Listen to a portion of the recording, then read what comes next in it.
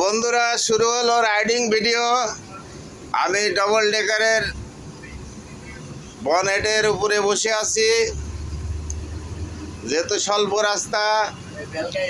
রাস্তাও খারাপ। সামনে দেখছেন এসবি সুপার ডিলাক্সের একটি গাড়ি আসছে, চলছে ক্রসিং। এই গাড়িতে আপনারা সরাসরি বেড়ামারা হইতে কক্সবাজার পর্যন্ত যাইতে পারবেন।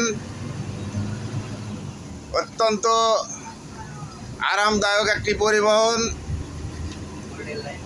দেখছেন যাচ্ছে গোল্ডেন লাইনের গাড়ি, করিম গ্রুপ অফ ইন্ডাস্ট্রির একটি প্রতিষ্ঠান।